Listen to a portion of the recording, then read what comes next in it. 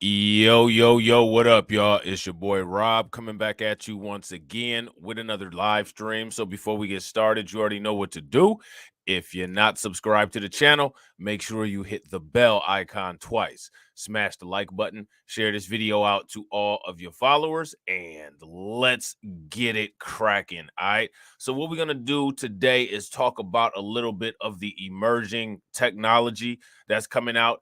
And we'll talk about that and what we'll end with before the next stream, which is going down on Blacklight Revelations news, reviews, and reactions, is we'll talk about some of the price changes that we may be experiencing when it comes to cryptocurrency. All right, because you guys all know what we talked about on the last stream was the merge that's going on with Ethereum. Now, as far as the merge with Ethereum goes, there are going to be some price volatilities. All right. And we're going to be talking about those very shortly.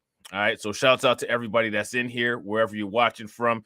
If you're watching from Twitch, if you're watching from Facebook, or if you're watching from YouTube, please help your boy out by smashing that like button. Also, making sure that you hit the bell icon twice if you're not subscribed. And please share the video out.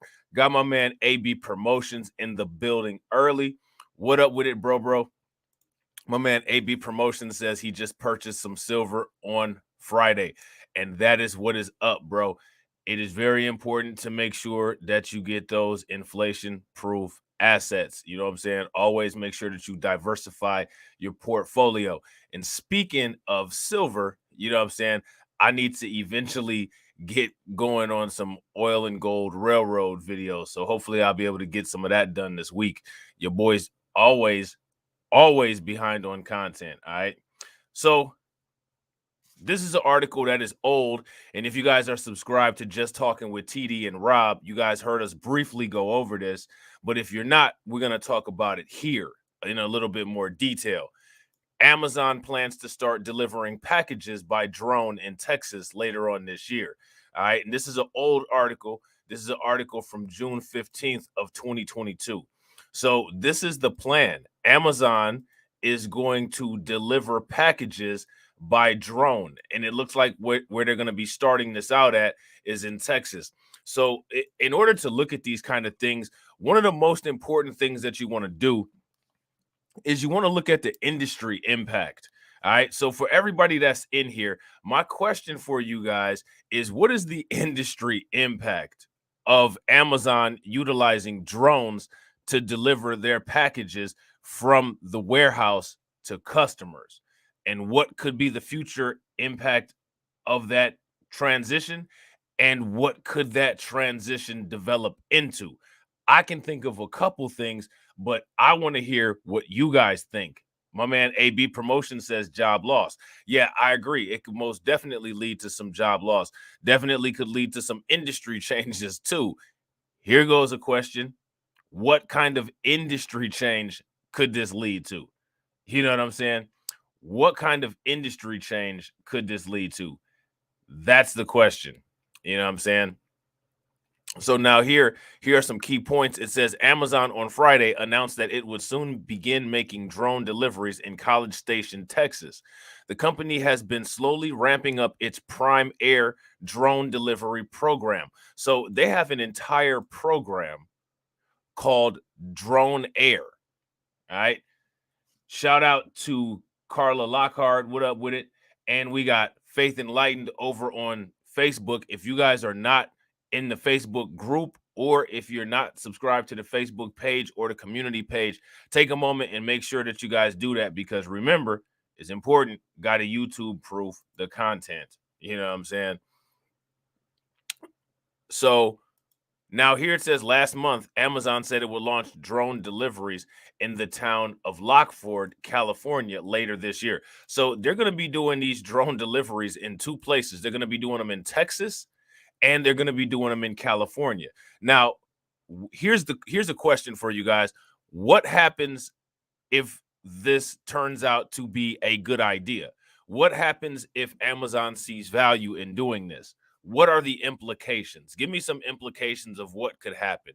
And if you guys feel that there are negative implications to this happening, what can you do to protect yourself from this kind of thing? And real quick, ladies and gentlemen, we got 4 live viewers. Shout out to all 4 people that are watching, and we got 1 like. If everybody can take a moment and smash that like button, that would be great. And also make sure that you guys share the video out. Remember, we got a goal of 100 likes per stream, and we can get there, but I can't get there without you guys. So help your boy out by smashing that like button.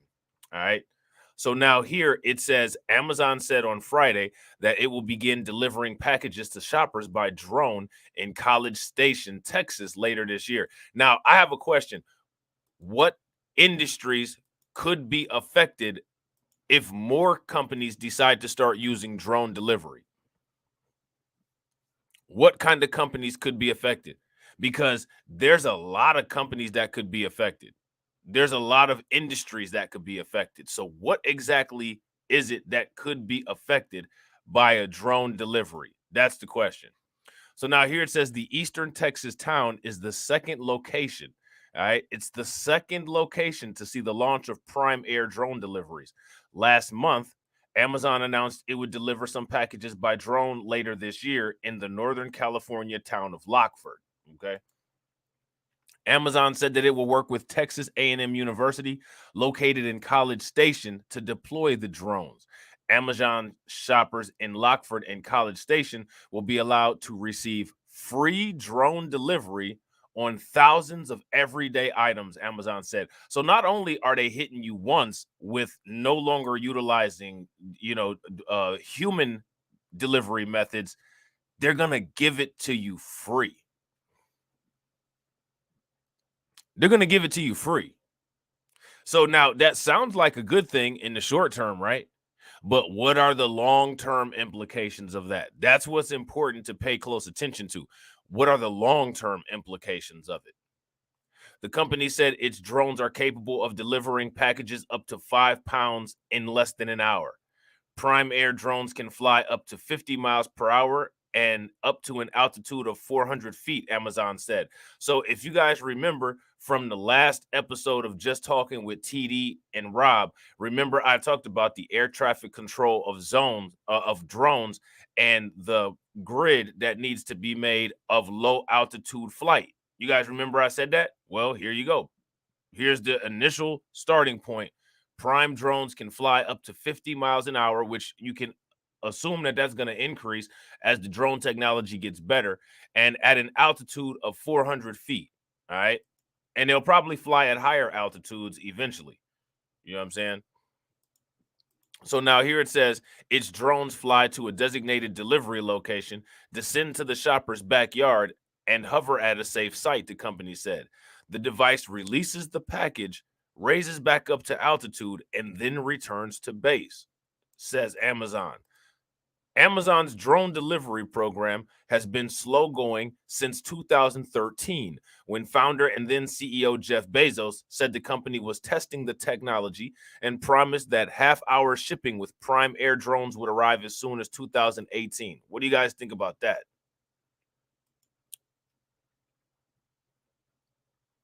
AB Promotion says long-term implications are to keep people in the house.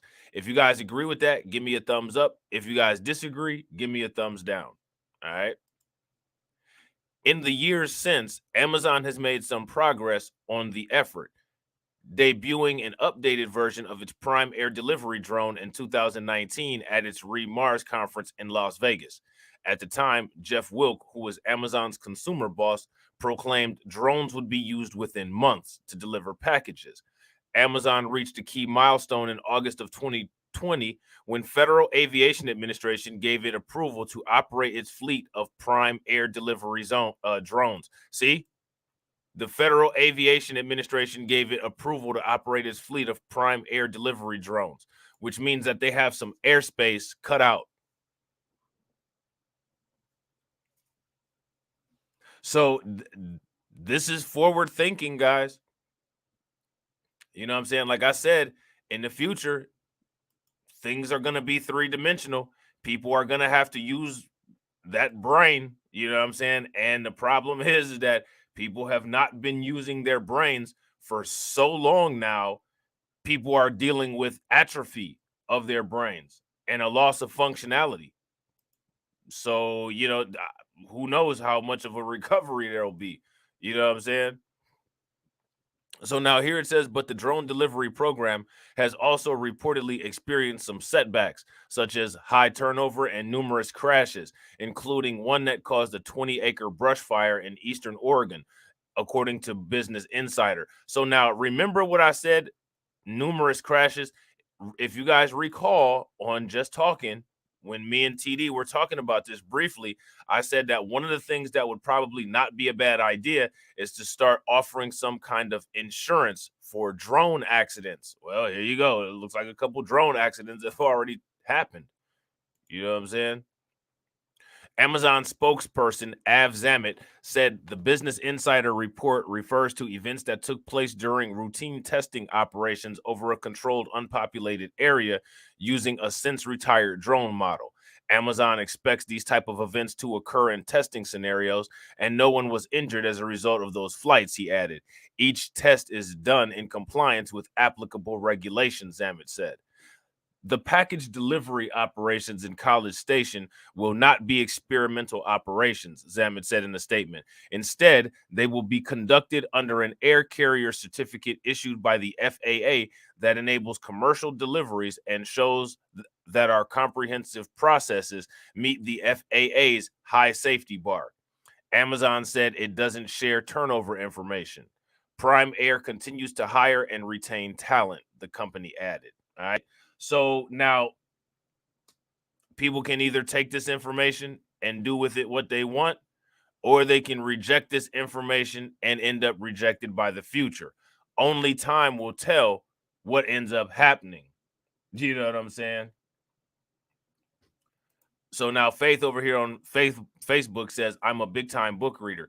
And if anybody read the book The Store by James Patterson, you should definitely read it, because I guarantee you will be mind blown. I've talked about this book many years ago, and my posts were either discarded or people thought I was overthinking. But if you take time to read this book, I don't believe it's fiction, because all it says and has been shown, and the things you better be aware of.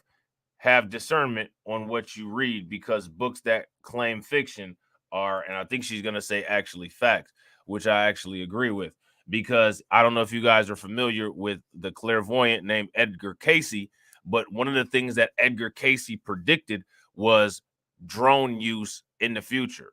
You know what I'm saying? So now, if the article from CNBC was not proof enough to the naysayers, here's an article directly from Amazon.com. And again, this is one of the articles that we looked at on Just Talking with TD and Robb. Amazon Prime Air prepares for drone deliveries. You know what I'm saying? My man AB Promotion says, absolutely, accidents are going to happen. One signal is lost, drones will fall from the sky. Yeah. Or if there's a battery shortage, or if there's somebody controlling the drones that's not really the best quality operator, there's all kinds of things that could happen with this. So, people need to be aware, and people need to do what they can in order to hedge against those risks. And while hedging against those risks, there's actually business opportunity. You know what I mean? There's actually business opportunity. So, it's all on what people make of it. This is an article from June 13th of 2022. Amazon Prime prepares for drone deliveries. All right. And honestly, I don't think it's Amazon Prime that needs to prepare for drone deliveries. I think it's consumers that need to prepare for drone deliveries. This is what the drone looks like here. Amazon customers in Lockford, California will be among the first to receive Prime Air drone deliveries in the U.S. The promise of drone delivery has often felt like science fiction. We've been working for almost a decade to make it a reality. The challenge: how do you get items to customers quickly, cost efficiently, and most importantly, safely in less than an hour? And how do you do it in a way that can scale? It's relatively easy to use existing technology to fly a light payload a short distance that's within your line of sight. But it's very different of a challenge to build a network that can deliver to customers across large communities. Our teams of hundreds of scientists, engineers, aerospace professionals, and futurists have been working hard to do just that. And later this year, Amazon customers living in Lockford, California will become among the first to receive Prime Air deliveries. All right. So, again, this is something that people can find opportunity in. You know what I mean? So now here it says Lockford has historic links to the aviation industry. The community boasts one of the early pioneers of aviation, Weldon B. Cook, who built and flew early planes in the early 1900s as a former resident. Now, over a century later, residents will get the opportunity to sign up for free drone delivery on thousands of everyday items. Lockford residents will play an important role in defining the future.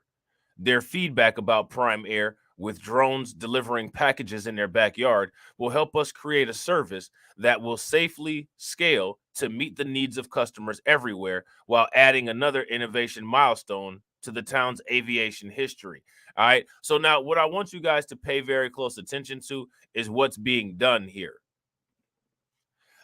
Amazon is not only setting the tone to start a new trend, but they're also setting the tone to attempt to be an industry leader in something that's never been done before. And by doing that, to take initial control of the market in that form of delivery. Because what I'm seeing here is that if Amazon perfects drone delivery, what they could do is they could hedge the market and then they could rent out their drones and they could take over the drone delivery industry, because once they start this, please believe that a drone delivery industry will soon develop afterwards, because there will have to be someone available to service the drones. There'll have to be somebody available to sell the drones, and there'll also have to be a drone expert that is able to deliver packages and cargo and other things using the drones, and those services can be rented or paid for.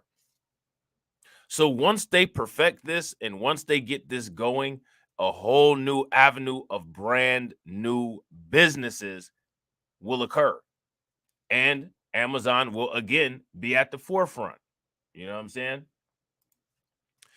Faith Enlightened says the book, The Store, speaks directly on what Amazon is doing today and future doings. Seriously, I'm not playing on this one here. No joke. Thanks, Rob. I've been waiting for someone with a platform to bring this to light.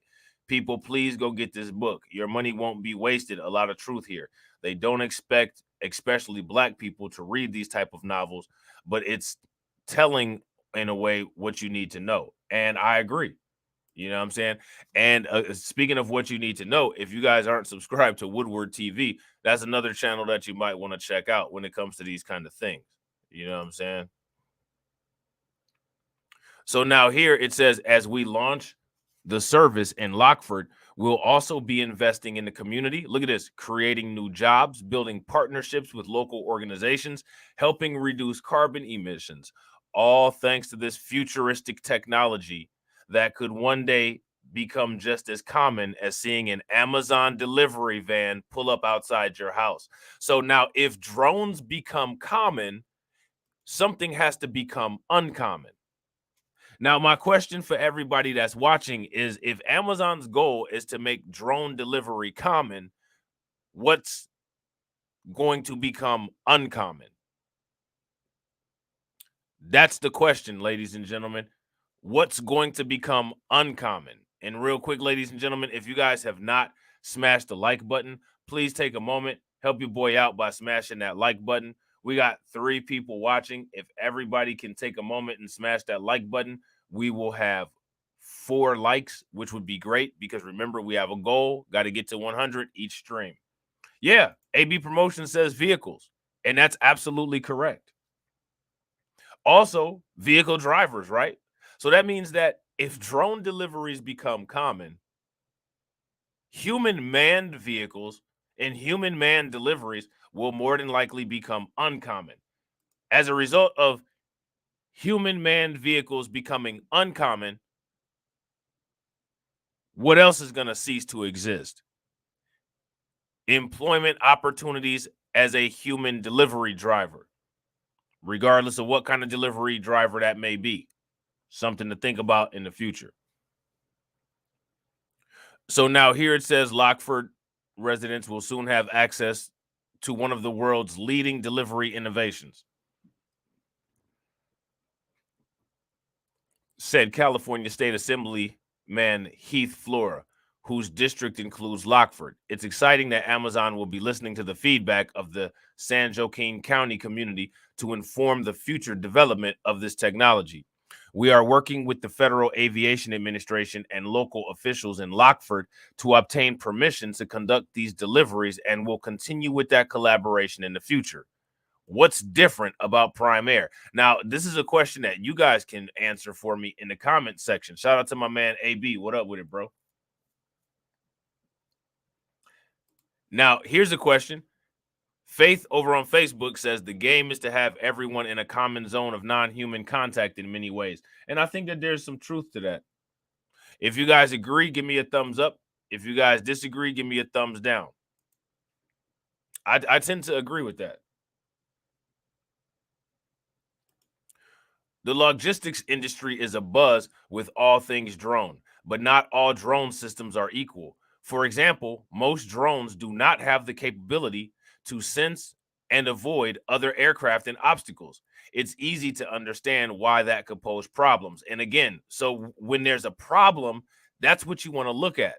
Because when you identify a problem, you've also started working on a solution that could be something that's groundbreaking in the industry. Again, one of the reasons why I feel it's so important for people to start looking into setting up some kind of financial indemnity for drone delivery, because these drones are going to be getting into accidents.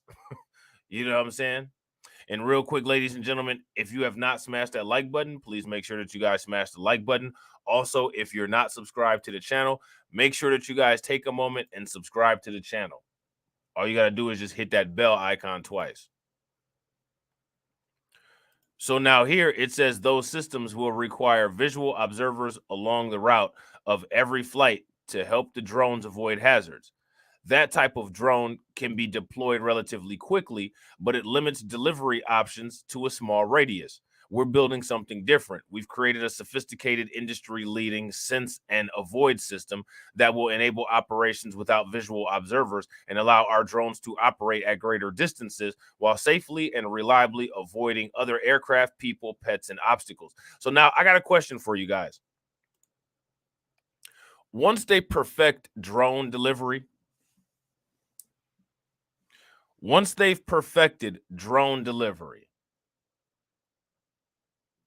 and once they've gotten the error margin down very low,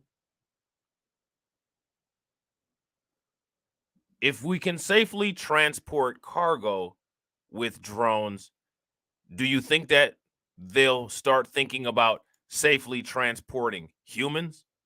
And if they do start thinking about safely transporting humans, who's going to have a competitive advantage in that industry? And they're going to be directly competing with the airline industry. Unmanned human vehicle transport will be the predecessor of this.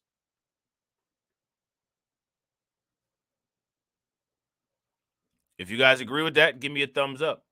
If you guys disagree, give me a thumbs down. So now here it says we've designed our sense and avoid system for two main scenarios: to be safe in transit and to be safe when approaching the ground. When flying to the delivery location, drones need to be able to identify static and moving obstacles. Our algorithms use a diverse suite of technologies for object detection. Using this system, our drone can identify a static object in its path, like a chimney. It can also detect moving objects on the horizon, like other aircraft, even when it's hard for people to see them. All right. So now, again, something that you want to pay very close attention to is what the potential uses of algorithms like these are.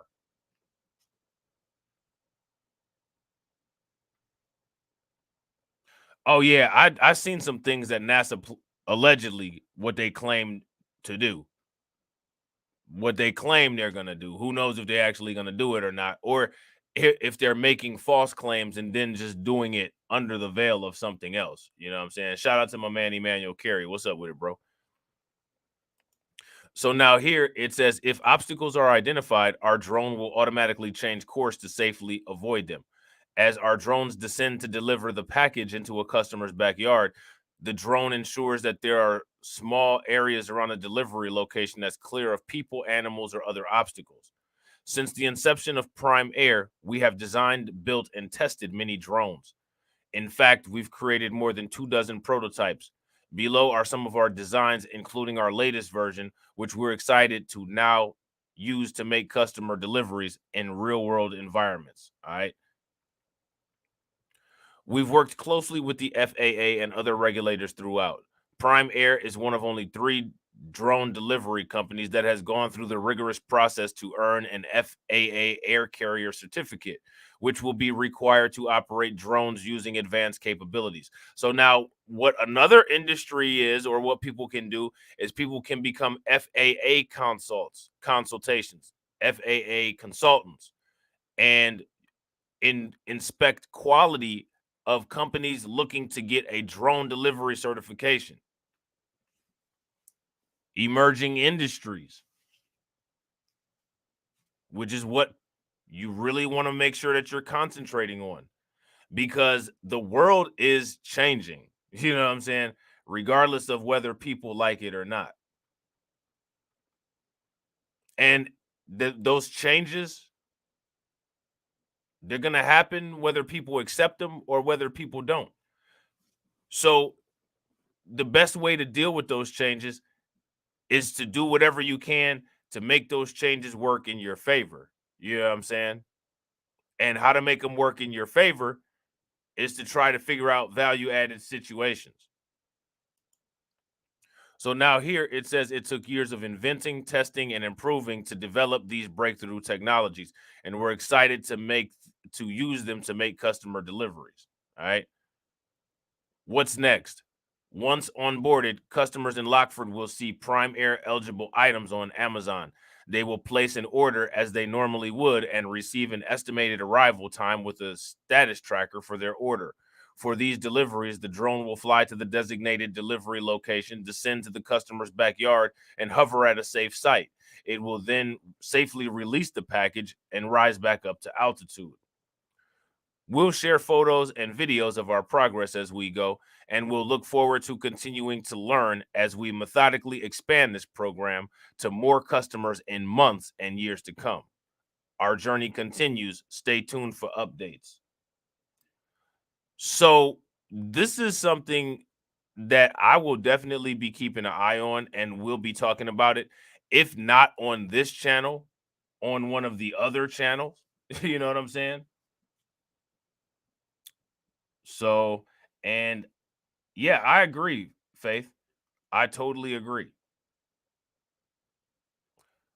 So I don't know. Maybe in the future, one of my backup channels, I might just dedicate it to technology, you know. But until then, as of right now, we'll just be talking about that stuff here. So I'm not sure if people are aware of what's going on with the financial markets. But before we get into crypto, I think it's important for people to understand exactly where we're at financially. All right. And like I said, one of the best ways to pay very close attention and to estimate how our finances are going are to look at countries with similar economies to ours. Here's a country with a similar economy to ours: UK and other European countries. This is an article from August 31st, and it's talking about the inflation in the Eurozone. Eurozone inflation hits another record of 9.1 as food and energy prices soar. So now you guys know we won't be talking about food prices unless, it's a derivative of something else, but we will be talking about the energy prices on Blacklight Revelations 4 as soon as I get around to doing a stream over there. But I don't know if you guys are aware, but the UK has been dealing with a serious energy crisis. And I don't know if people are aware, but we're about to be dealing with a serious energy crisis here, starting in the West Coast and starting in Texas. So now, you guys recall, I've been telling people, pay very close attention. What's going on in the environment? Pay very close attention. What's going on in the economy? Get ahead of these kind of things so that you can benefit. And you don't want to be on the losing end. You know what I'm saying? You want to be on the end where you're making more money.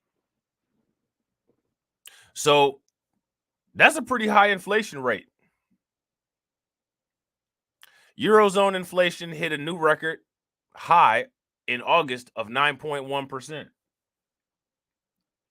The rate was above expectations, with a Reuters poll of economists anticipating a rate of 9%.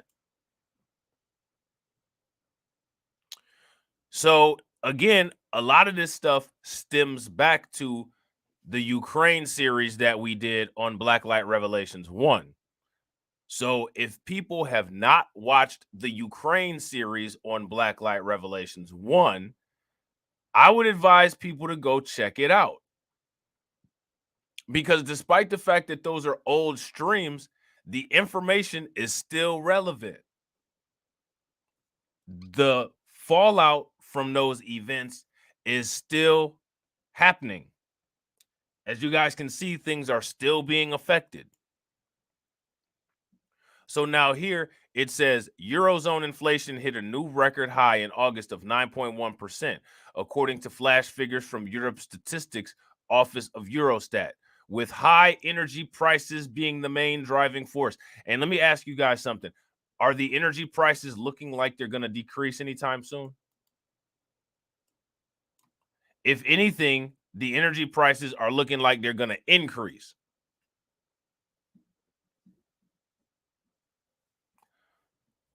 It doesn't look like energy prices are going anywhere anytime soon, especially in Europe. And I'll tell you where they're going here in the United States, at least on the West Coast, they're getting higher.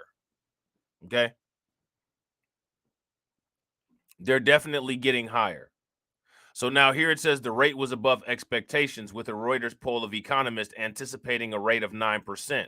So that's one of the things that we said would happen. Is we said that the inflation is not going anywhere and it's going to continue to increase. And as you can see, looks like we were right. It may drop off a little bit, but it's going to continue.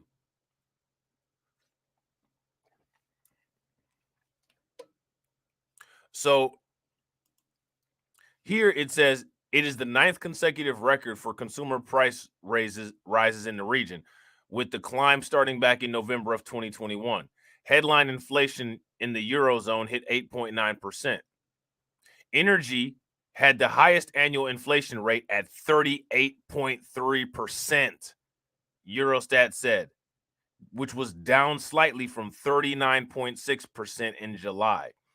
Food, alcohol, and tobacco were up 10% compared to 9.8% in July, with the knock-on effects of recent heat waves across the continent contributing to the increases. And if you guys are not aware of the heat waves that have been going on in UK and Europe, you might want to check out Blacklight Revelations 4. If you're not subscribed to that channel, I'd subscribe to it.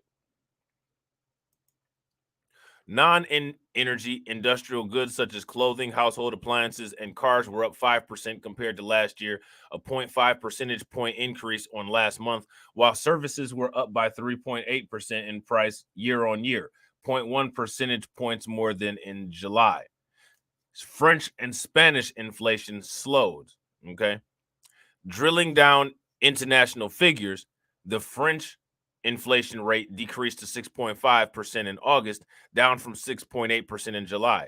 The rate was lower than expected, with economists polled by Reuters having anticipated a drop to 6.7. Okay.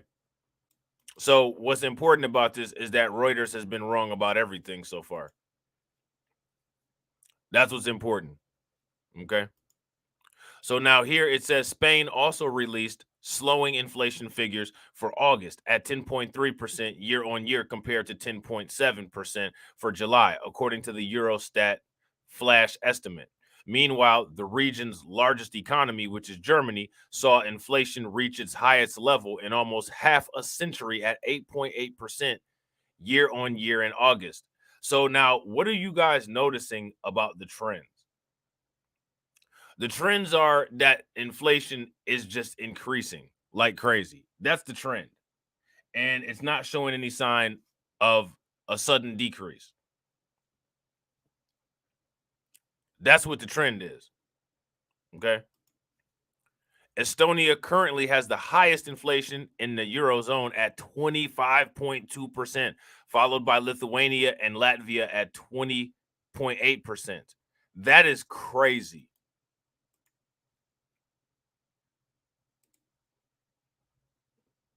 That is crazy. That would destroy people in America if our inflation rate was that high.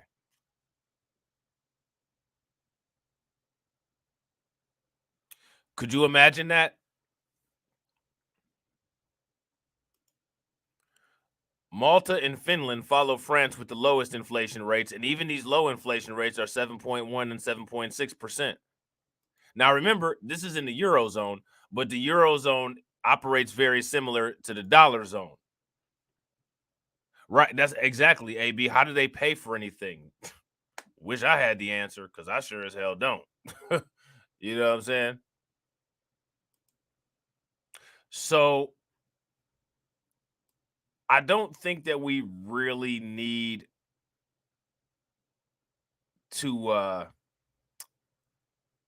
don't think we really need to go down any further as far as this goes. We got the most important part. And the most important part is that inflation ain't going anywhere. If anything, it's going to get worse.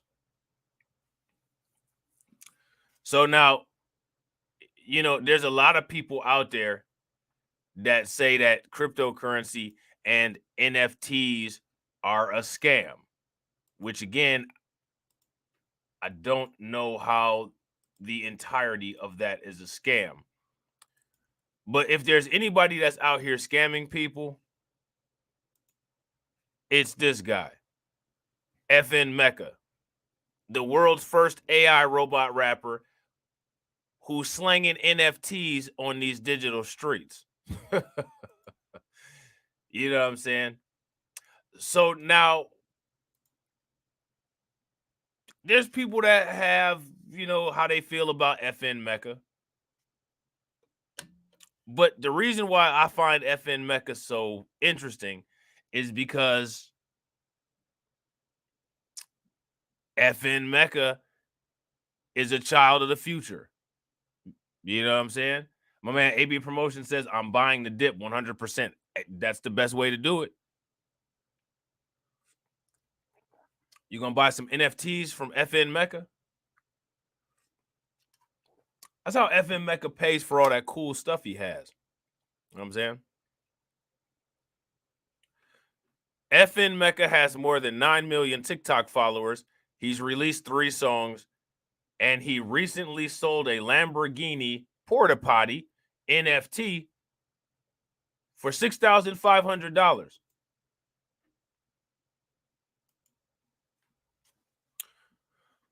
So FN Mecca's out here balling.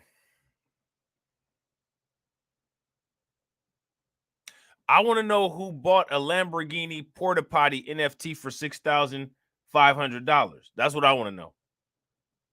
Who did that? And why did they do it? If you're selling something, there's always somebody that'll buy it. Rapper FN Mecca is certainly a product of his times. He drives a gold-plated Rolls Royce, a Gucci print Tesla truck, and a slime green Lamborghini. I'm not gonna lie, I actually like that Rolls Royce. I like FN Mecca's Rolls Royce, man. You know what I'm saying? I like that shit. I like that FN Mecha Rolls Royce, man. That bad boy is dope. He got a Bugatti plane too. On TikTok, he's racked up 9 million followers. He smirks as he sits between a woman's legs and is hand-fed grapes off a vine as stacks of $100 bills are thrown over him. FN Mecca seems to follow the modus operandi of the other outrageous young musicians attempting to break into the music scene. The flashier, the better. The only difference is that FN Mecca isn't technically real. Rather, he's the self-proclaimed first artificial intelligence robot rapper, which if you listen to the lyrics, he actually raps about that. Does FN Mecca use the bathroom? He must not. He sold his Lamborghini porta potty. Dropping digital dookie. You know what I'm saying? So now here it says he's already released a handful of semi-successful songs, most recently Speed Demon, previously Internet, and his most popular song to date, Moonwalking, which is reminiscent of Tekashi 6ix9ine's amped up scream rap style. And the virtual artist doesn't just make music. This is what is important. He also sells non-fungible tokens, recently unloading a Lamborghini-style porta potty NFT to Dutch DJ Don Diablo for $6,500. That's what's important. Now, FN Mecca is out here selling NFTs. The Daily Beast did an article on it. And we still got people out here screaming that the future is a scam. The only way that the future is a scam is if you scam yourself. FN Mecca is a part of an emerging trend of virtual influencers. In terms of a business model, he can be compared to Mikola Sousa, a popular computer-generated image Instagram influencer who's partnered with brands such as Mini, landed covers of magazines, attended fashion weeks, and also dipped their toe in music waters. Of course, there are real people behind FN Mecca, including the team at Vidya that provides a platform for his record label Factory New, which only has virtual artists.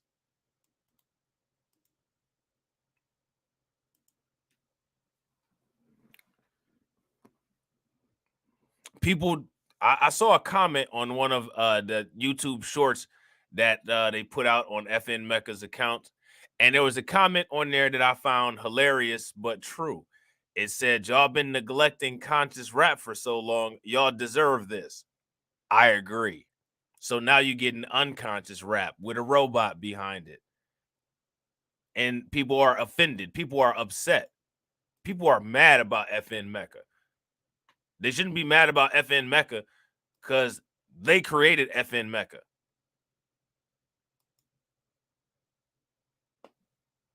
I don't know what to say. You know what I'm saying? It can be hard to wrap your head around, but Anthony Martini, co-founder of Factory New, explained to the Daily Beast that the concept of FN Mecca is no different than the DJ Marshmello, Gorillas, or even 50 Cent. You look at any great human artist, the more fantastic you are, the more of a character you are, Martini said. Any great artist, you're buying into some sort of story. This is just the next level of actually doing that. There's been some precedents in the past, even for pseudo virtual characters. You can look at Gorillas. Now, here's my question. How many of you guys know who Gorillas are? The Gorillas are another AI artist. Yeah, facts, Bronze. The world is correct. The world is correct. FN Mecca is the love child of hip hop and the future. And people don't want to own that shit. The next thing you know, FN Mecca gonna be running around talking about AI created hip hop. And then when there's more important conversations to be had, people will be having, Twitter spaces arguing back and forth about that. While arguing back and forth about that. FN Mecca sitting up here slanging NFTs, getting rained on with $100 bills and sitting between, you know what I'm saying, digital divas' legs, getting fed grapes. And this is the cartoon world that we live in nowadays. You know what I'm saying? This is the cartoon world that we live in nowadays, that people created, whether you wrote the software or not. You wrote the reality. You know what I'm saying? The software is just the digital representation of the reality that people created. And people don't want to, they don't want to cop to that. People don't want to take responsibility for that. People don't want to be accountable for that. Don't matter if you want to be accountable for it or not. It's here.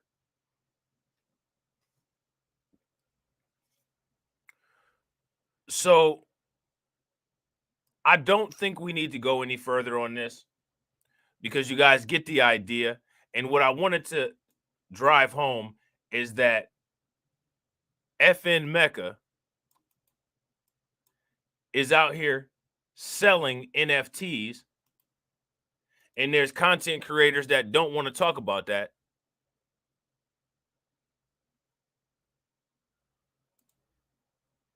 Because they're wrong. So because they're wrong, they'll misrepresent things to their subscribers and not care. You guys should be happy. I care for now. So now, how many people invest in Shiba? Recently, Shiba's price increased.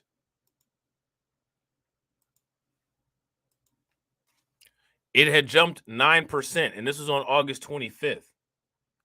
I think it's still sitting at about where it was at. If I'm not mistaken, I think it might actually be up today somewhat. And if you guys can see these prices up here, you can see that Bitcoin is under 20,000. We'll be talking about that a little bit later on.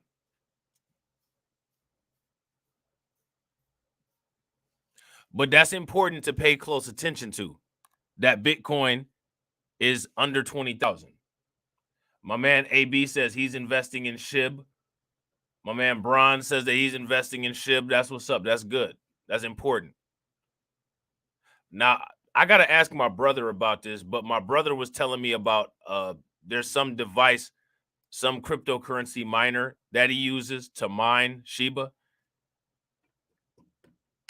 And I'm not exactly sure what it is, but if you can mine Shiba and get some more tokens, any way that you can get more tokens for free, you want to do that.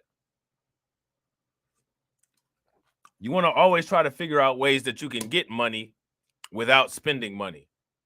You know what I'm saying? That's important. And real quick, ladies and gentlemen, we got 6 people watching. Shout out to all 6 people that are watching, and thank you guys for watching. If everybody can take a moment and smash that like button, we got 3 likes right now. That would get us to 9 likes. So please make sure that you guys smash that like button and help your boy out. Get us to those 9 likes that we need. Meme coin Shiba Inu leads the gains among the top 20 cryptos as its rapid token burn diminishes the supply. So now, if they burn a significant amount of tokens, what is that going to do to the price? What should that in theory do to the price?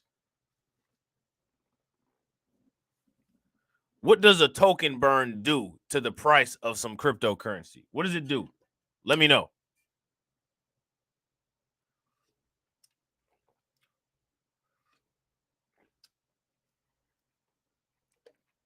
How many people know?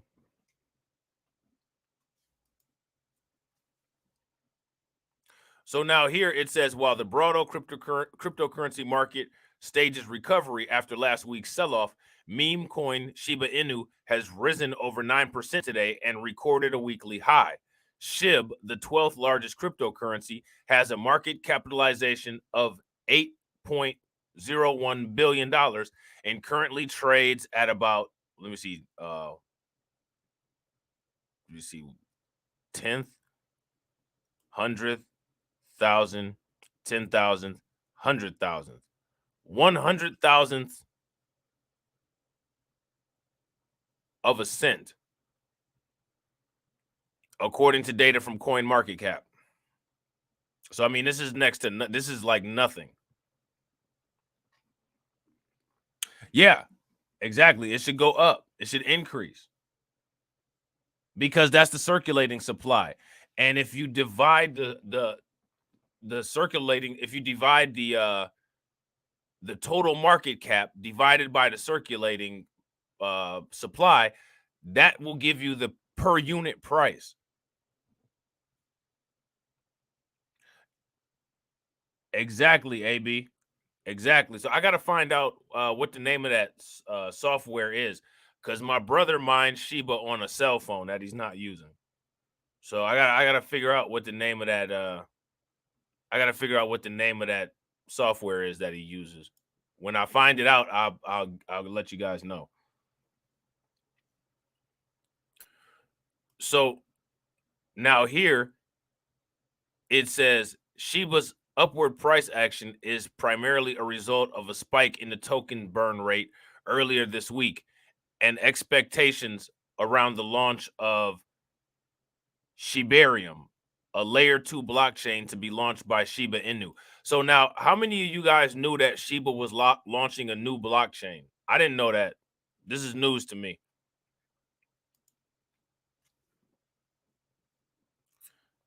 Were you guys aware of this? That Shiba's apparently going to be launching a new blockchain? If you guys were aware of this, give me a thumbs up. If you were not, give me a thumbs down.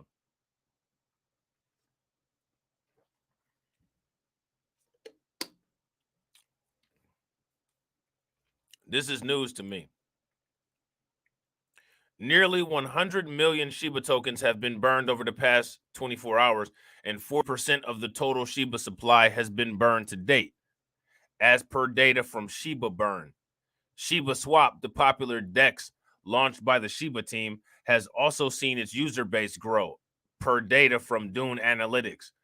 On August 25th, 145,661 users interacted with Shiba Swap, an all-time high for the metric. Trading volumes were also up 61% over the past 24 hours.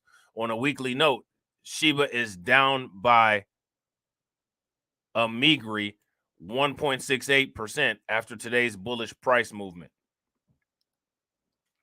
Despite today's rocketing price movement, Shiba is down over 80% from its all-time high of this right here, which is 10th, 100,000, 10,000, 100,000. So 800,000ths of a cent. Recorded in October of 2021 per data from CoinMarketCap. Over 1.2 million in Shiba trades have been liquidated over the past 24 hours, predominantly from short positions, according to data from CoinGlass. Total addresses holding Shiba have increased by 0.023% to just over 1.211 million in the last 24 hours, according to data from Etherscan. So now here it's saying that Doge is following Shiba. The leading meme coin, which is Dogecoin, is also up 2.4% over the past 24 hours. Doge showed a 37% spike in daily trading volume and currently trades at around 7 cents, according to data from CoinMarketCap. With a market capitalization of $9.3 billion, Doge is the 10th largest cryptocurrency. So now I think what people don't realize about Dogecoin and Shiba Coin is how big they are.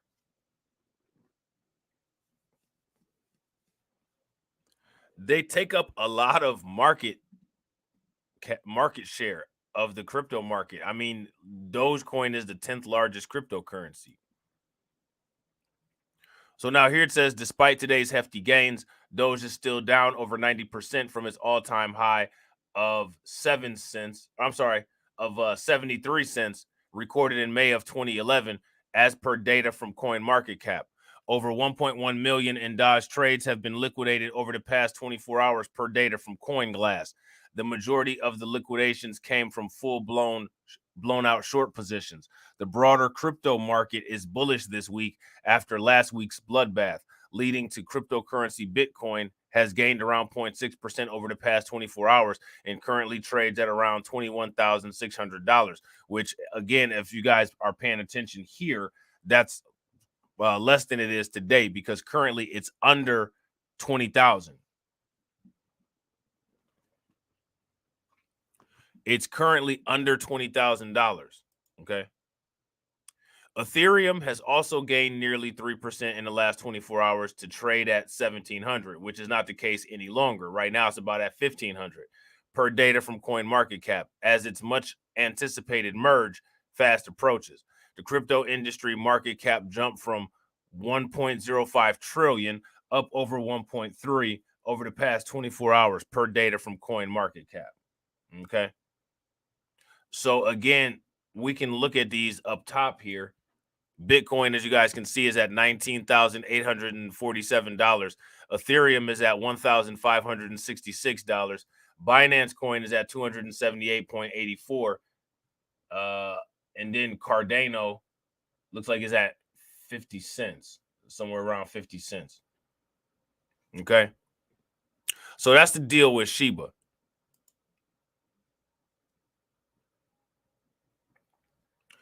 So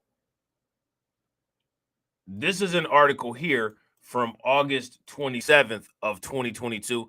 And my question for you guys is, were you aware that Cardano is supposed to have a hard fork? That's something that you might want to take note of. You might want to get a couple Cardanos. Catch it while it's cheap. Get a couple. It says coming soon. The Cardano hard fork. Supposed to take place in September. We got about 27 days left.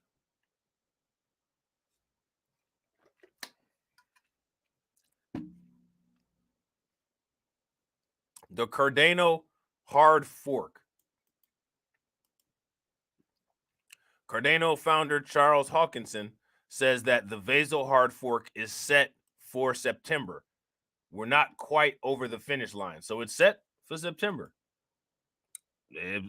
Apparently, it may take place this month. Okay.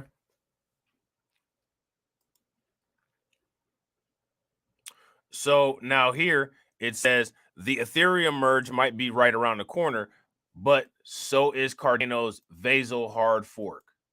Cardano is a peer-reviewed proof-of-stake blockchain which supports smart contracts and NFTs and aims to solve global challenges surrounding identity management. Its token, ADA, is the number 8 cryptocurrency by market cap, according to CoinMarketCap data.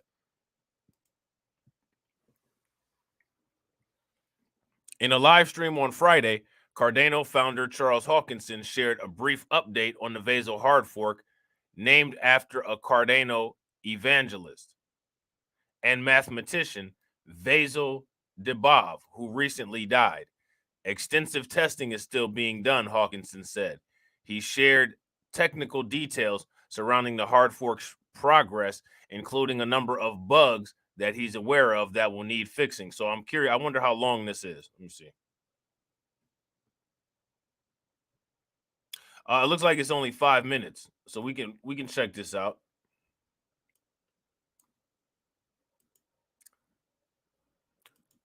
It's only 5 minutes long. So now I got a question for everybody. If people are interested in getting Cardano, do you know how to get it? If you know how to get it, give me a thumbs up in the comment section. If you don't, also let me know. This is Charles Hoskinson broadcasting live from warm, sunny Colorado. Always warm, always sunny, sometimes Colorado. Today is August 26th. It's a Friday, 4 p.m. And I wanted to make a video to discuss the Vossel update. So let me go ahead and share my screen. And we get to use a lot of community infrastructure for this. That's exciting. So if you click over here, here's Pool Tool. You'll notice that. So I just want to make sure that you guys see here that he's struggle streaming. You guys see that StreamYard account? He's struggle streaming.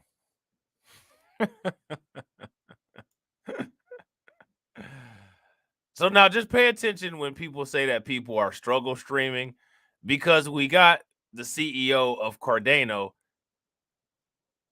using StreamYard. Ain't nobody saying he's struggle streaming, though. You know what I'm saying? So that's just part of the hypocrisy that you deal with. I'm just saying. We see this, right? Everybody take your screenshots. We see this. And he's not even using it on the good settings. You know what I'm saying? He's doing with all this screen mirroring and shit. Like, I hate that. I hate seeing people live streams look like that. Like, this is ridiculous. There's no reason for this kind of slop. You know what I'm saying? But whatever. You click over here. Here's Pool Tool. You'll notice that blocks by protocol version, 51%. For Epic, 359, and reporting 135.3. Relays are at 62. That just really bothers me. Like, this really irks me. Look at this. This is interesting. I just caught this down here. Why China and India are sending troops to Russia. So we're gonna have to look at that on another channel, on the Newscast channel, because that's some international news. We need to check that out. Why is China and India sending troops to Russia? But there's no reason for this right here. This nonsense right here. I have to get on the tirade here because I'm a little bit annoyed by this. You guys have never seen a stream of mine look sloppy as hell like that, and you never will. You know what I'm saying? You never will. So there's that. Here's Pool Tool. You'll notice that blocks by protocol version, 51%. For Epic, 359, and reporting 135.3. Relays are at 62%. Reporting versions about 67%. All the network stats look really, really good. Propagation times look good. If you take a look at the relay centers, they all look good. And all things considered, 97% synchronization. Yeah, I agree. AB Promotion says these people are forming Voltron for real. Yeah. Yeah, they are. I agree 100%. Holding pretty steady. Nothing problematic. Pool Tool is looking solid. If you take a look at our checklist here that Nigel just put up, he said known downstream components, 1.35.3 is released, DB Sync 1304 is released, Wallet Backend is released, Rosetta is released, Serialization Library is ready, Token Registry is ready, Omigos is ready, GraphQL is ready, Explorer is ready, downstream components. The Daedalus release for consumers, so this is not the SPOs, but for you guys, 135.3 is expected on the 31st. And BlockFoss is waiting for some environments. There was a particular bug that we just discovered, missing block on 135 with freshly generated operating certificate. Doesn't look too bad. And here's the entire log for it. So we're triaging that at the moment, but so far so good. And NoSev 1 to 3 bugs. Those are the kinds of things that would delay or stop a hard fork, like things discovered in 135 and 135 1 and 2. 9sev 4, and there's a few sev outstanding. These are small bugs and issues like issues with the command line and so forth. So that's not a hard fork blocker. Then these are similar statistics that we have here, some things on the dApps and so forth. So the next major lift is to get the exchanges on board. Binance is reporting that they're currently upgrading by volume. I think they're about 30-40% of the Cardano trade volume, and others like Kraken, Coinbase, and so forth tend to follow along. generally what happens is that after a hard fork date is announced, you see a big rush and people push through. So what is probably going to occur is that once we hit that golden 75% of the SPOs, and 3 to 5 of the major exchanges by volume, the top 3, top 5 are upgraded or are in the process of upgrading, a hard fork date will be set. And then the rest of the exchanges feel the urgency and they start upgrading. It's really hard to get them otherwise. They tend to need a little bit of a push for that. So I just wanted to close out the week letting you guys know that things are moving along very quickly. Extensive testing is still being done by both the community and still by us. And a lot of integration work is happening behind the scenes. So all of that infrastructure is looking good. And hopefully we should be able to work with the community to get a hard fork date set soon. We're going to have a meeting with the SPOs here in a little bit and ask them how everything's going on their end. And the CF is working very aggressively at starting to push the exchanges to get to 135.3 so that by liquidity, those things look really good. So sometime in September is what it looks like, unless something is discovered or we run into a substantial slowdown somewhere. We're not quite over the finish line, but everything looks pretty good. No major bugs or issues. And so far, the testing has come along quite well. Some things on the horizon to look out for, in particular, SIP 47, which is a formalization of what we're doing right now with 75% of the SPOs upgrading. And there's going to be several other SIPs that are written quickly that relate to things like key management and the voting process and the update proposal and how these things work.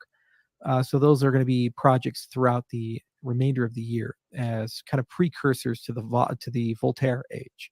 I will be at Stanford next week, flying out there on Saturday, and hopefully I should have a lot to say about our input endorser specification. The scientists spent this entire week with Ben Beckman, our chief architect, basically following up what they already started doing at Scotland a few months ago. And hopefully we should have some form of proto specification that we can start translating into SIPs. So things are looking pretty good. We just released the Mithril repository. It's the product of 12 sprints, 24 weeks of development effort. And the first wallet, I think, to integrate that once it's commercial ready will be Lace. Right now, we're starting the process of rolling that out to SPOs on the testnet, pre-production. And there's a lot more to do on that, but it's real exciting code. So highly recommend check my Twitter feed. I went ahead and tweeted out a link to the GitHub repo for Mithril. Also, Hydra is still coming along quite well. So we're making great progress on Basho. Basho is sidechains, Mithril, Hydra, and a lot of the specification work that we're doing for things like IE, input endorsers. So there you go. Thank you, everybody. Cheers. All right, so there's that.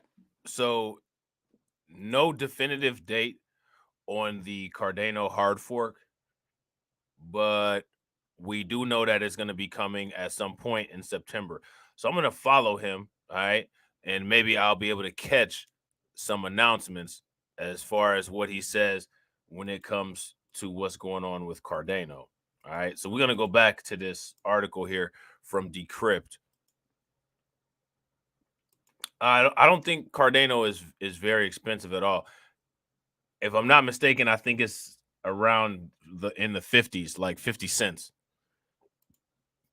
But don't quote me.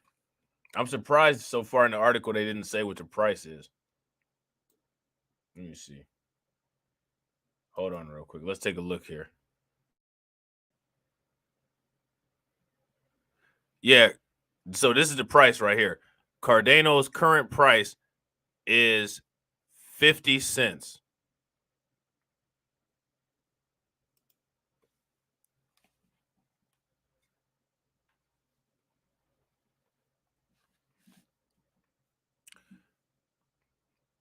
So that's what we're looking at. Get rich or die. Get rich or die buying, right?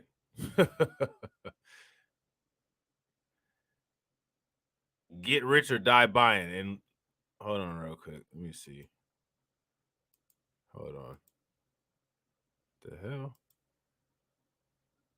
Yeah, it won't let me go back. Oh well, you guys got the main idea. We heard it right from the horse's mouth. So you guys knew about the merge, right? With Ethereum. We talked about that last time. Apparently, as a result of the merge, there's going to be a potential hard fork that's coming. So we got another one. Potential Ethereum hard fork token ETH may trade at 1.5% of Ethereum's price, futures suggest. Paradigm expects the token will open at least $18. Okay. That's if this takes place. We don't know if this is going to happen yet. It could happen. We don't know if it's going to happen. Okay. So now this is a fairly recent article. It's not as old as the ones that we've been looking at. This is an article from September 1st of 2022. Okay. If you've been following the crypto market for some time, you probably have heard that Ethereum, the world's largest smart contract blockchain, may undergo a hard fork later this month, splitting into a proof of stake chain and a proof of work chain. Okay. So now here's my question for everybody. How many people in here are invested in Ethereum? If you invest in Ethereum, give me a thumbs up. If you do not invest in Ethereum, give me a thumbs down. Okay. The Ethereum chain with the proof of stake consensus mechanism will retain the 7-year-old Ethereum, which was recently trading at 1,570 as its native token. The proof of work chain, representing a group of miners opposing the impending merge or switch to POS, would have a new token called ETH-POW. Crypto analysts figure that if the chain splits, Ethereum holders will receive Ethereum POW free of cost. So if you have any Ethereum, you should be expecting to get some more Ethereum. Okay? That's what the expectation should be. You should be expecting to get some more. One way to gauge the potential value of Ethereum POW is to look at the difference between spot Ethereum and future prices, according to Paradigm, which focuses on over-the-counter trading institutions. As of Wednesday, Ethereum, September 30th, expiry contracts listed on major exchanges traded at a discount of $18 to the spot price, indicating that the market is expecting the Ethereum POW token to draw a price of at least $18 at inception. Okay. That's what the expectation is. We can infer how much the market estimates ETH POW will be worth from simply looking at spot future basis, since spot POS plus POW, while the future is just POS, Paradigm said in a merge-focused blog published on Wednesday. Currently, the basis is implying that ETH POW will be priced at 18%, which is 1.5% of the ETH market cap.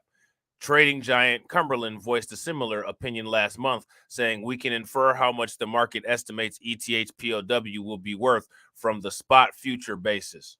Okay. The logic behind considering the $18 basis as a possible ETH POW price is that the discount represents the risk-free cost of collecting the potential forked tokens. So if traders are willing to pay $18, they must expect the token to be priced at least $18 or higher. Okay. Does that make any sense? If that makes sense, give me a thumbs up. If it doesn't make any sense, give me a thumbs down. Dissecting the risk-free trade. Traders stand to receive ETH POW free of cost if they hold Ethereum and will receive nothing if they take bullish exposure through futures or options markets. So Ether's price can be taken to represent the value for Ether as well as for the potential ETH POW token. So traders stand to receive ETH POW free of cost if they hold ETH. So if you want some free $18 tokens, if this ends up happening, in order for it to happen for you, you have to have some Ethereum holdings. Okay. You have to have some Ethereum holdings, which, it's not asking much, right? So now here it says holding ETH to earn ETH POW, however, means being exposed to ETH's price volatility. Now, this is important. ETH's price volatility, because what you need to know about Ethereum is that there are some economists that are predicting that Ethereum could drop below $1,000, which, if you just have a consistent buying strategy, and what you're looking for is you're trying to wait for those $5,300 prices that they claim could occur sometime next year, that's an opportunity for you. If you're one of those people that's looking to buy, sell, this is bad. And as you guys can see, your boy's subscription to Bloomberg is not up to date. The subscriptions and things that help me with the content, all of that is subscriber funded. You know what I'm saying? So eventually I will definitely have my Bloomberg subscription back, because you guys have been wonderful at helping your boy out with the cost of these things. You know what I'm saying? With, the memberships on Blacklight Revelations 1 and 2, the Patreon memberships, my man AB Promotions, you know what I'm saying, with the Cash Apps and all that. So these things will definitely be here eventually. Probably by the time I do another Tales from the Cryptocurrency, I will have not only a Bloomberg subscription, but a Financial Times subscription. But this right here is useful for the headline, because everybody who's dealing with Ethereum should be aware that economists are saying that Ethereum could possibly drop to $1,000 or below. So you should not be shocked if you see that happen. Okay.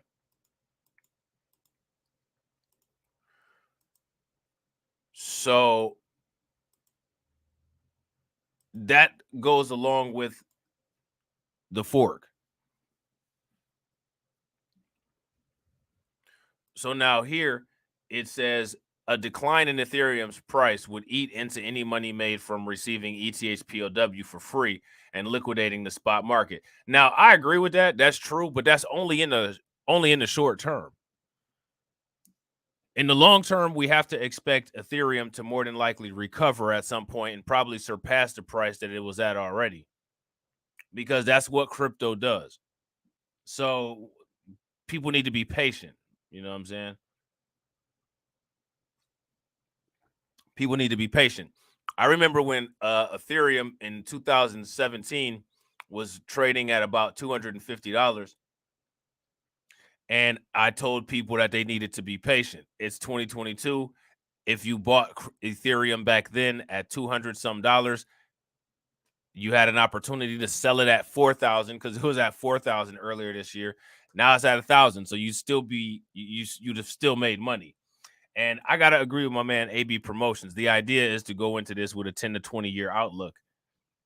You know what I'm saying? Cut off some of the fat along the lines and reinvest it into something else. You know what I'm saying? So, you got to use an intelligent strategy. So now here it says the ideal strategy is to make risk-free money. I'm sorry. So the ideal strategy to make risk-free money is to buy Ethereum and short September futures, the so-called spread trade. That way, Ethereum holders can pocket Ethereum POW without any directional risk. Assume the trader took the trade on Wednesday when futures were priced at an $18 discount. The discount is essentially the cost of collecting ETH POW tokens risk-free, because the futures sold at a discount of $18 which would eventually converge with the spot price. Okay. So basically, for people that aren't directly investing in Ethereum, what they did was, if you're investing in the futures, they discounted them $18 because that's the estimated spot price of the fork, the tokens that'll be generated from the fork. Okay. So now here it says the futures premium discounts narrows as expiry nears, eventually converges on the spot price on the day of the settlement. The hedged long spot trade aimed at collecting ETH POW without directional risk is one of the more popular ways of trading the impending merge. With our newest integration with FTX, the spot 30 September future spread price of around $18 can be seen as a derivative market of how much traders are willing to pay to be long short futures to receive ETH POW tokens. Patrick Chu, head of institutional coverage for the Asia Pacific region at Paradigm, told CoinDesk, "We have seen a large uptick in clients since the start of the partnership. Last month, Paradigm and partnership with crypto exchange FTX launched single-click execution of spread trades. The value for ETH POW tokens suggested by future basis is significantly lower than the price that IOUs representing the token are currently trading at on exchanges MEXC, CoinW, Fimex, BitTrue, and Gate.io. At press time, the ETH POW IOUs traded at $50, according to CoinMarketCap. Prices reached as high as $140 early last month, indicating frenzy around a potential hard fork token. All right. So that's just something to pay close attention to. Anytime, any of these coins fork, in most cases, it's a situation where you could be getting some free money. So, God knows none of us need free money. Right? So remember, we talked about some price volatility when it comes to Ethereum. There's an article here that talks about that. Okay. What could happen to Ethereum prices following the merge? Ethereum merge is expected to induce a period of high volatility in crypto markets, with some anticipating a move to the downside. All right. So now, again, we talked about that. We talked about how volatile the merge could possibly make Ethereum. Okay. So what people need to be aware of is, if you're a crypto investor, crypto is going to be looking really bad really soon, more than likely. Okay. So people should not be surprised. Crypto fans gear up for what may be another tough September. This is another article from Bloomberg. Bitcoin has declined in September for 5 consecutive years. So again, remember I told you that cryptocurrency goes through a pattern. It usually goes down and it bottoms out by the end of the year. And then starting at the end of December to about May, it increases in price. So again, this is following the same thing that I've said. Bitcoin has declined in September for 5 consecutive years. So what it would seem to be is that if there's a 5-year consecutive Bitcoin pattern of declining in September, it would seem that you would want to make most of your Bitcoin purchases in September while this pattern is accurate. You wouldn't want to sell Bitcoin in September. You'd want to buy Bitcoin in September. Okay. Bitcoin's market share has dwindled to 68% from 77% in July. All right. And it's expecting to go lower.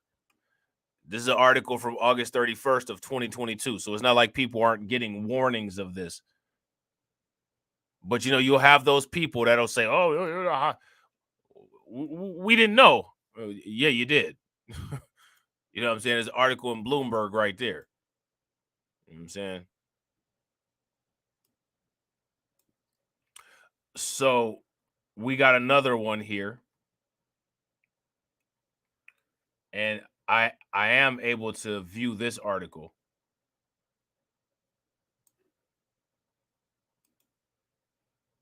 I am able to view this article here from Bloomberg. So let me just put it.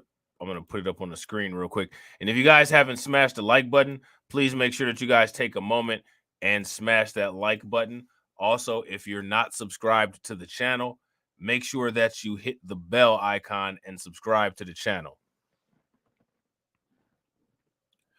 Bitcoin dips below $20,000 for a sixth session as fear sets in. Now, I got to ask you guys a question. How many people are scared? Are you all scared? If you're scared, go ahead and give me a thumbs up. It's okay. You ain't got to lie.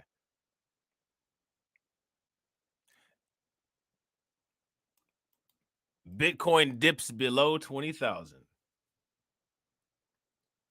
Largest cryptocurrency kicks off another September swoon. The token hasn't traded consistently at this level since July. Okay. So again, remember, this is an article from September 1st of 2022. So this is fairly recent. You know, it's the 4th today. And I got to agree with my man, AB Promotions. That's exactly what I'm doing too. Buying that dip. So historically, September seems to be a great time to check out the dip. At least according to the information that we have right here. I ain't never scared. Right. Remix with Jadakiss. You know what I'm saying?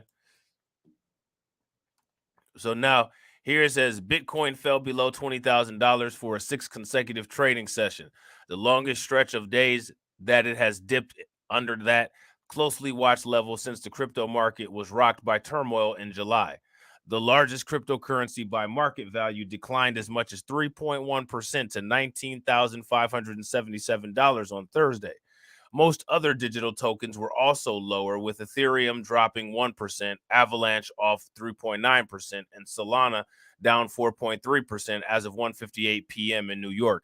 Now, I got a question. How many people buy their cryptocurrency on Coinbase?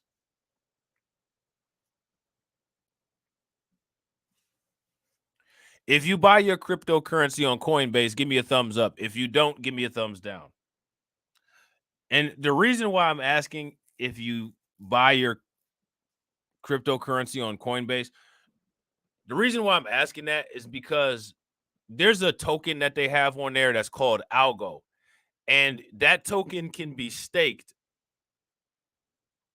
at a rate of 5.75 APY on Coinbase, which that's not bad. But you can stake at higher prices, at higher APYs on other apps. You know what I'm saying? So, I mean, if you want to just use Coinbase, you can just use Coinbase or whatever. But my man AJ says he lost access to Coinbase. You didn't have any money on there, did you? I hope you didn't have any money. Did you have 2-factor authentication set up? If you email them, they might be able to help you. But you got to make sure you write down all those private keys and all that stuff. Okay. You only use blockchain right now? That's cool. That's what's up. I use Coinbase, and I also use crypto.com. You guys can see that the bots are putting in the links with the referral codes for Coinbase and crypto.com. You know what I'm saying? Oh, you had $2,000 on Coinbase when you lost access? Jesus. That sucks.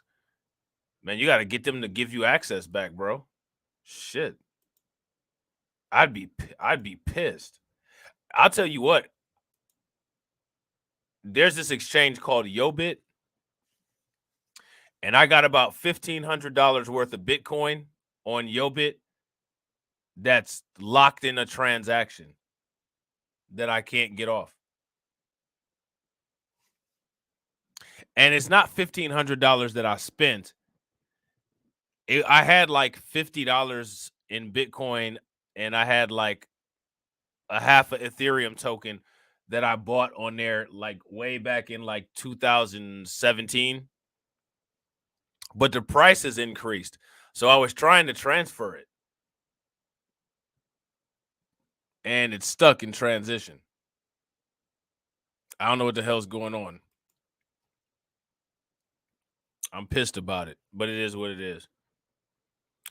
So now here it says, if you look at the charts, Bitcoin does look weak, said Gary Kruglow, the funder of Gogo Protocol, an open source DeFi protocol for asset management and savings.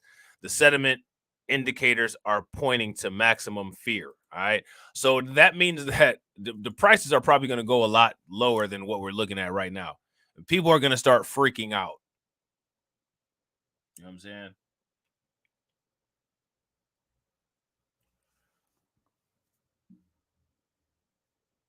People are going to start freaking out because that's what people do. You know what I'm saying? That's what people do, is freak out.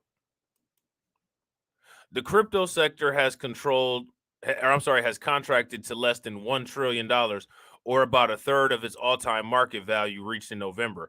After coming to the highs amid general increase in risk aversion, coin prices were rocked by mid-year collapse of the Terra ecosystem, the demise of Three Arrows Capital, and the bankruptcy of broker Voyager and lender Celsius. There's a lot of fear that if we make new lows on Bitcoin as a proxy for the market, there will be another wave of crypto company defaults, said Stephanie Ouellette, chief executive of FRNT Financial Incorporated.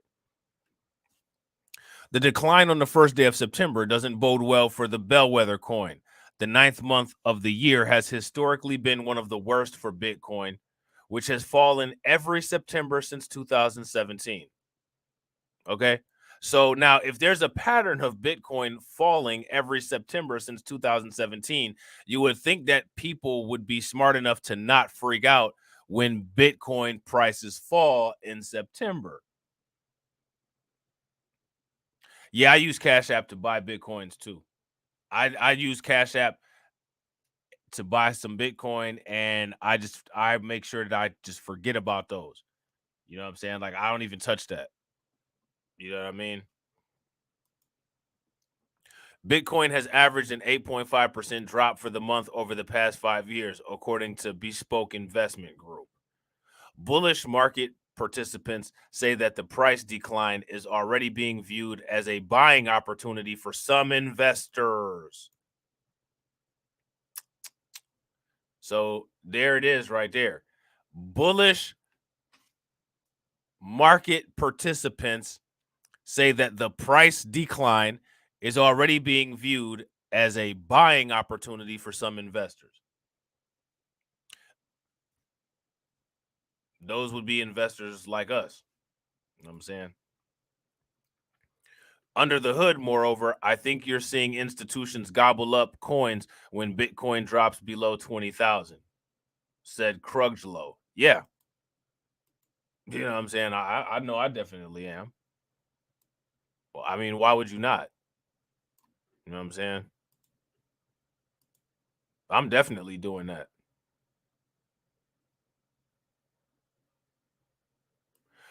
So, again,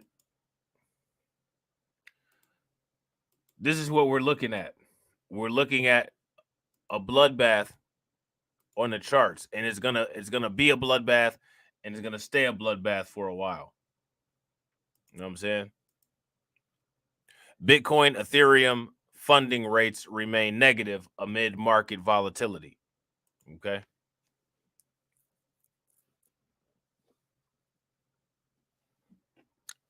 Now, remember from that Bloomberg article, it said that some people will use this as a buying opportunity.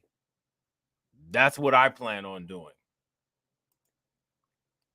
Negative market sentiment is causing derivative funding rates to remain negative, but this could provide an opportunity for traders. What kind of opportunity for traders would this provide?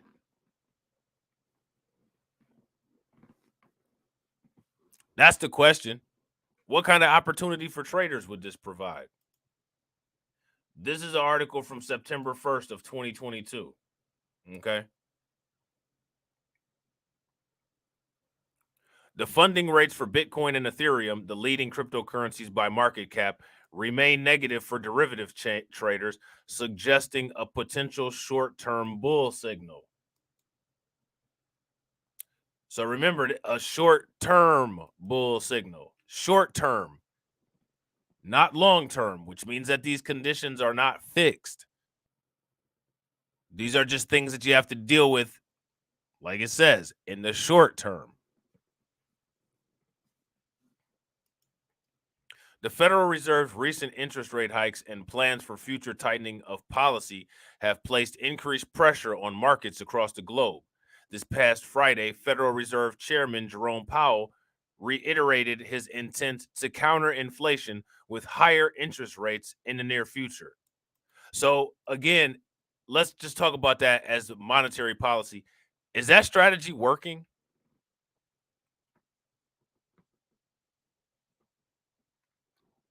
Have you all noticed if that strategy is working or not? What would you say? If you guys would say that that strategy is working, give me a thumbs up. If you would say that it's not working, give me a thumbs down. Let me know what you guys think, if it's working or not. Okay. Markets reacted sharply to inflation news in May and have continued to slowly make lows amid a summer of economic turmoil. The macroeconomic picture has bled into prices for derivatives, which are contracts whose value is dependent on an underlying asset or group of assets. Derivative prices have kept funding rates generally below zero since May. Okay. Funding rates are periodic payments between traders to make the perpetual futures contract price close to the index price or underlying crypto constituting the futures contract, or I'm sorry, constituting the futures contract. A perpetual futures contract is an agreement to buy or sell an asset at a predetermined price without an expiration date on the contract. While this may seem technical, funding rates are designed to show the overall sentiment of the traders and how they view future market conditions. When funding rates remain negative, it indicates how traders are short or expect the market to go down. When funding rates are positive, it implies how traders are long or expect the market to go up in the long run. Okay. And that's what we're interested in, is long run.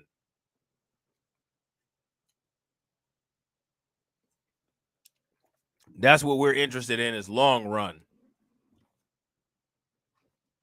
And real quick, ladies and gentlemen, if you guys have not smashed the like button, please make sure that you take a moment, smash the like button.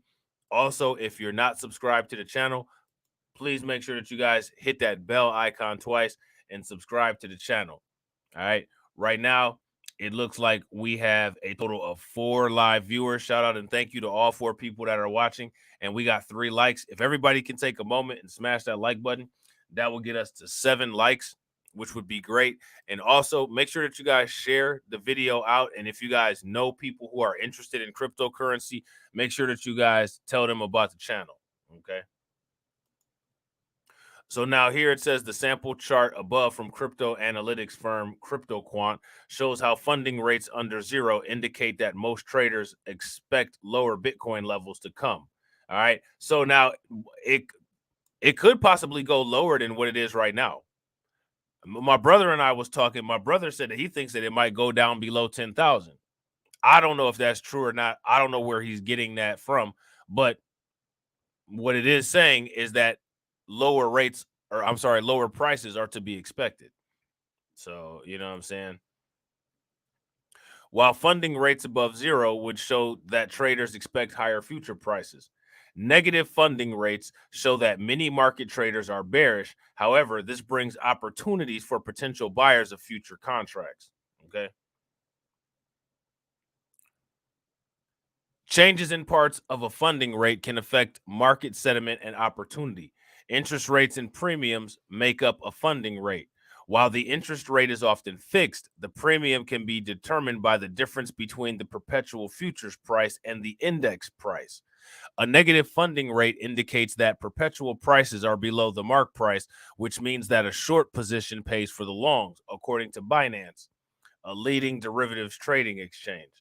In other words, funding rates incentivize traders to buy perpetual futures contracts when the price is lower than the index price of an asset. In the current market scenario, the wealth of shorts in the perpetual market has created an interest for longs as the prices of Bitcoin and Ethereum in futures markets are lower than their index prices. Although there are many shorts in the market, the growing premium has placed a demand for longs. This demand could eventually create a short-term bull scenario as traders look to capture value in the perpetual futures market.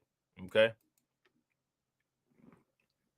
As markets continue to struggle with the ongoing inflation and interest rate threats, shorts will likely dominate trader sentiments. This will force premiums to be in favor of buyers to push the funding rates back closer to zero. Traders can only hope market participants are willing to take advantage of the ongoing negative funding rates through enough to create a short-term rally for the market. If not, futures market will likely see a continuation of the funding rates trend, which is to decrease. Okay. But I don't think that most people here are investing in futures. I think that most people here are directly investing in cryptocurrencies like Bitcoin and Ethereum. Okay. So, what I want people to pay very close attention to is I want people to pay very close attention to this article here. What could happen to the Ethereum price following the merge? Okay.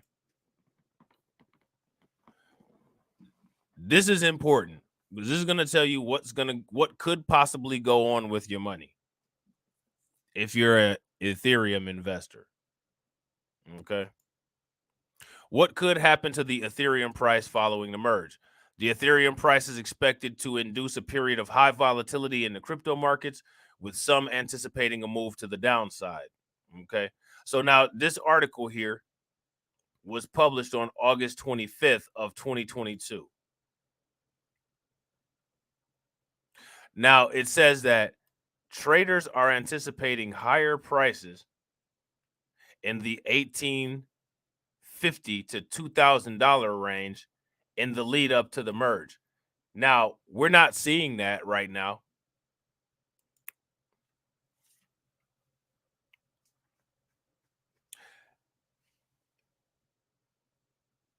Yeah, NFTs are like the trading cards of the future. Yeah, that's that's a fact.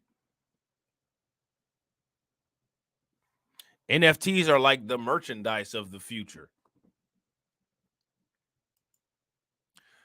Other industry participants believe crypto's non-event will likely spark a trading frenzy in the other direction. So there's two schools of thought on what's going to happen with this Ethereum merge. There's some people that think that it's going to cause an increase in the price, and then you have some people that think it's going to cause a decrease in the price. Now, if you ask me, I think that it's going to cause an immediate increase, a subsequent decrease, and then a long-term increase. So, people that are invested, in my opinion, I wouldn't do too much. I just hold on to your crypto. You know what I'm saying? If you've been investing in cryptocurrency, then you should already be aware of when the appropriate times to buy are and when the appropriate times to sell are. You know what I'm saying? You don't really want to be doing stupid stuff out here. You know what I'm saying? But people like doing stupid stuff.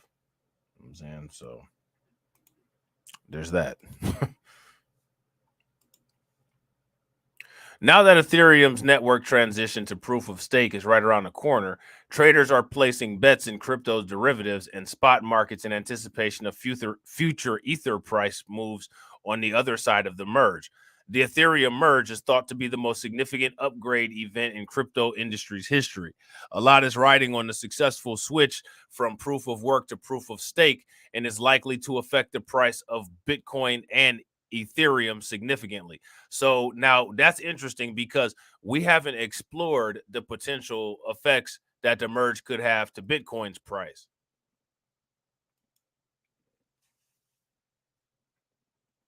And I think that's definitely something that we need to look at. Given the importance of the event expected to happen on about September 15th, bullish experts hope the hype and subsequent media frenzy will buoy the price in the short term. Yet there's a possibility that instead of a smooth transition, the merge won't go as expected, or that a continuous hard fork could end up negatively impacting crypto valuations across the board. Hard forks, look at this. Hard forks are already being anticipated, and they may create confusion, particularly among retail investors. Longtime crypto investor and Ethereum bull Chandler Gao told Blockworks earlier this month there was roughly a 10% chance the network could fork, and he would support a stablecoin built around a proof of work fork should it occur.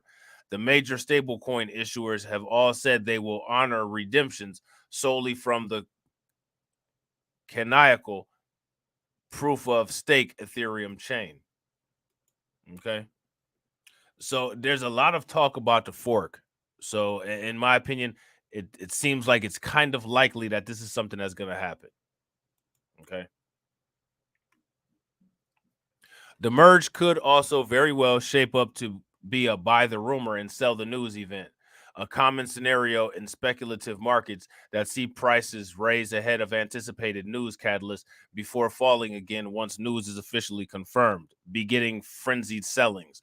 Ethereum has already outperformed Bitcoin in the past few weeks due to hype surrounding the upgrade. The number two crypto is up around 70% over a 30-day period to about 1700, which again is not at that anymore on spot markets, while Bitcoin remains relatively flat at 1.7%, trading near 21,700, which again, as of right now, we're under 20,000. Okay. Traders in the options market for Ethereum are already betting big on the merge. Call options are significantly greater when compared to puts, with the majority of traders across major derivatives exchange opting for a strike price between 1,850 and 2,200. A call option for Ether gives the holder of the contract the right to buy the crypto at a strike price, while conversely, a put option gives the holder the right to sell it at a predetermined price. The contracts are set to expire on September 30th, 15 days after the anticipated merge date. Meanwhile, open interest for Ethereum's options contract across Deribit, OKX, Bit.com, and CME are also up considerably from a July low of 2.6 billion, around 7.8 billion at current levels. A ratio of 1.64 from puts to calls means traders are anticipating future price raises ahead of September 15th. So now they're asking the question, and they're going to present some scenarios of what it is that could possibly go wrong with the merge. So I want to ask you guys, what do you guys think could possibly go wrong with the merge? What are things that you guys think could possibly go wrong with the merge? No one knows what will happen immediately after Ether's merge between its beacon chain and mainnet. Some industry participants remain skeptical, believing that a lot of the price action has already taken place. Prices, look at this, prices would likely dip should the merge be delayed in some fashion, which would harken back to similar instances in Ethereum's history since at least 2016. So we said that. That's something that we said in the last broadcast. If people haven't checked out the last Tales from the Cryptocurrency broadcast, if you guys see it show up on your timeline, make sure that you check it out. Okay. So now here it says around the merge, we can expect increased volatility. Max Kordek, co-founder of blockchain application platform Lisk, told Blockworks. Given the current economic climate, prices are more tied to interest rates and inflation than they are technological advancement of Ethereum itself, said Kyle Klemmer, COO of Web3 gaming engine Mech.com. While the merge changes the consensus mechanism to point of stake, it won't expand network capability or lower gas fees. The cost of transactions is mostly related to the demand for Ethereum block space. POS itself does nothing for transactions per second or speed, said Race Capital partner Chris McCann. The current Ethereum TPS is 10 to 20, with the median being around 13 TPS, he said. Moving to proof of stake will not change this. Scaling improvements will begin to arrive after the next planned upgrade, which is EIP 4844, also known as dank sharding, after Ethereum researcher Danrad Feist and the scaling technique sharding. The market has already known for quite some time that proof of stake transition is going to happen, McCann said. Now it's a wait and see approach as to whether the final tests for Ethereum's transactions are completed without a hitch. Bitcoin versus Ethereum price. Now, I think that this is some important information right here that we should pay very close attention to.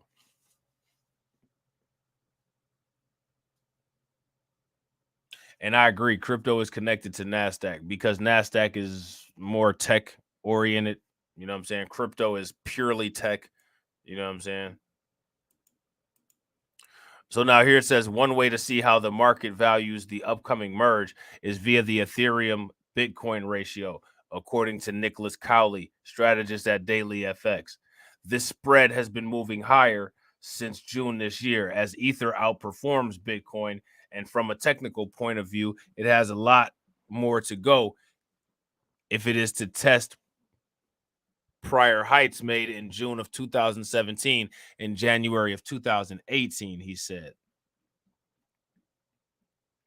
As of Thursday at 9 o'clock Eastern time, one Ethereum will fetch about 0.79 Bitcoin. That's about 10% shy of its late 2021 peak. For Martin Heisboek, head of blockchain and crypto research at Uphold, the merge will be a sell the news event. While Ethereum changed the world with smart contracts and showed us the way to be more efficient business processes and much else, I think we've reached a bottleneck, Heisboek said. There's no rational basis to believe Ether's price will be majorly impacted by this overhyped non-event, he said. So that's funny. He's kind of pessimistic about it. Me personally, I don't know. I don't think that at this point in crypto's history, I don't think that the merge is something that is going to significantly impact how investors see Bitcoin or see Ethereum. Now, I think that the merge will definitely improve Ethereum's processes, but I don't think that most cryptocurrency investors are savvy enough to even understand the improvements that Ethereum is making. So I think it'll just be something that kind of just, despite the fact that it's probably going to, in the long term, help Ethereum improve, it's going to be something that's kind of just lost in the wayside, if that makes any sense. Because again, most people are not privy enough, or most people are not competent enough with cryptocurrency to even be able to appreciate what it is that's being done. So now this is an article here from today. September 4th of 2022. Ethereum. Here's why the Ethereum merge is not all rainbows and sunshine. Uh-oh.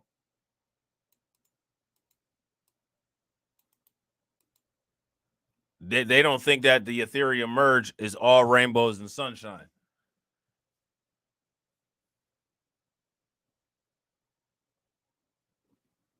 That's not good.